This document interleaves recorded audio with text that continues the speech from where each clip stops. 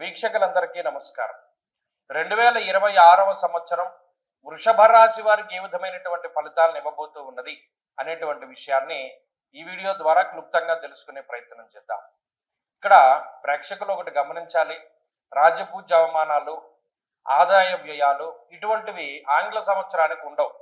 అతిశయోక్తిగా కొంతమంది ఈ విషయాలను చెప్పినా మీరు ఖండించేటువంటి ప్రయత్నం చేయాలి. ఎందుకంటే ఇది ఇంగ్లీషు సంవత్సరం, దీనికి రాజపూజ్య అవమానాల లెక్క ఉండదు. అలా చెప్పుకోదలు చూస్తే గత సంవత్సరం ఉగాది, విశ్వావసునామ సంవత్సరానికి సంబంధించిన ఉగాదే మనకి ప్రామాణికం. కాబట్టి ఇప్పుడు మనం చెప్పుకోబోయే ఫలితం జనవరి టు డిసెంబర్ 31 మాత్రమే ఇంగ్లీషు ప్రకారంగా. ఇక ఫలితాల్లోకి గనక మనం ముందుకు వెళితే వృషభ రాశి వారికి ఈ సంవత్సరంలో రాహు 10వ స్థానంలో ఉంటారు ఆల్మోస్ట్ ఈ సంవత్సరం మొత్తము. అలాగే సంవత్సరం చివరిలో డిసెంబర్ నెలలో 9వ స్థానంలోకి వెళతారు. కాబట్టి పూర్తి స్థాయిలో రాహు యొక్క బలం ఉన్నట్టే లెక్క.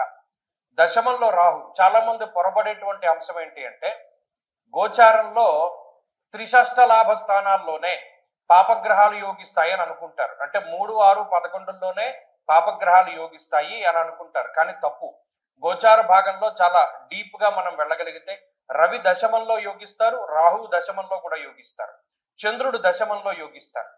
కాబట్టి ఆ నాలెడ్జ్ కూడా మనకి చాలా ముఖ్యము. ఎందుకంటే ఈ మధ్యన సగం జ్ఞానం ఉన్నటువంటి వారు ఎక్కువ మంది తయారవుతున్నారు, హాఫ్ నాలెడ్జ్. కాబట్టి ఇది గుర్తుపెట్టుకోండి. రాహు దశమంలో వృషభ రాశికి యోగించే గ్రహం. ఇక శనేశ్వరుడు సంవత్సరం మొత్తం లాభస్థానంలో పూర్తిగా అనుకూలించేటువంటి